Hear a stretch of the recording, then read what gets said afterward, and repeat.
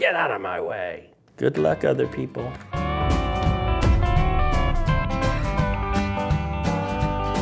My name is Scott Free, and I am a trucker. I got my driver's license when I was 16, and I started driving trucks about that same time, so it's about 40 years now. I try to live a pretty diverse life. I've lived in San Francisco and Palm Springs. Trucking and drag queens, you know, two go together. I started doing drag for fun. My friend in San Francisco used to own a bar, and I started performing there as the character Pippi Lovestocking. Today we'll be playing American Truck Simulator, so I'm excited to get started. Let's go.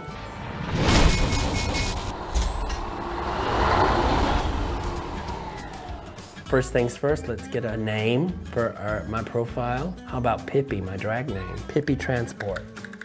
So I forgot which symbol was male. Just to show you how active I am lately. I'm gonna do simple automatic. I think I probably should walk through the tutorial. Okay, use E to start the engine. This is exciting. Is it gonna make that sound?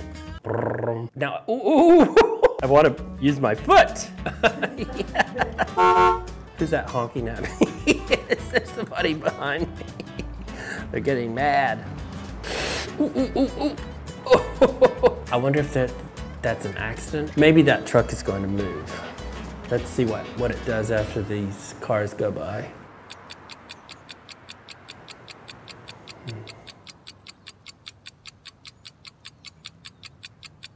Get out of my way. Here, let me help you. Is there a moment when the police arrive? Good luck, other people. The thing about driving a big vehicle like this is that you have to be so aware of your spatial requirements. It's possible to do a lot of damage. It's very hard to make a left turn unless you give yourself plenty of turning radius. And you know those signs that they have on the back of the truck, if you can't see my mirrors, I can't see you. That's true. I've definitely had people ride in my blind spot. They don't realize how close they're coming to a fatal accident. Very windy also, that's another factor. That's why they've got those new contraptions on a lot of these semi-trucks. Oof. On the back, it's kind of like a kite. It kind of looks like a bar stove. But I would say the graphics and the reality of the road conditions is very well done. It's amazing. Okay, away we go. Driving at night, that's a whole nother skill set. Oh! Let's slam into the police officers. He's just gonna drive away. Okay, yeah. It's dark and they're full of terror. Actually, I kind of like driving at night, usually because there's less other traffic on the road. The biggest problem that anybody faces in a big truck is other drivers. Because they might get in your blind spots or pull in front of you and slam on the brakes. I mean, a lot of other drivers are just ignorant about what a big truck needs. I've pulled over and taken a nap. It's very insidious when you start doing that, nodding off, and it only takes a few seconds before you stray off the road or end up in a ditch or hit another car. There are even people who are so-called trucker chasers. It's like people who would like to have a little liaison with a trucker at like a rest area or a truck stop or something like that. There's apps for that.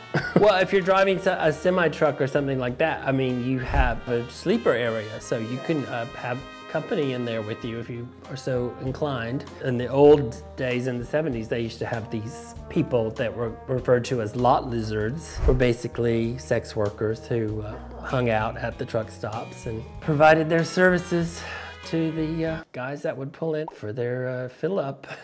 Diesel price, $4. Yeah, this is a blast from the past. It's like twice that now. For the low price of $466. 106 gallons, that sounds right. I wonder if this has contributed to the number of people going into the trucking industry. So now they want me to do it in manual. That's gonna be tricky with using buttons, because usually you hit the clutch and then, you know, shift up. 4th gear. There's 10 gears usually. But sometimes I think a manual drive actually is better because it keeps you more involved in the actual driving. The longest I've driven is about 8 hours, so I don't try to be a superhero or push the envelope.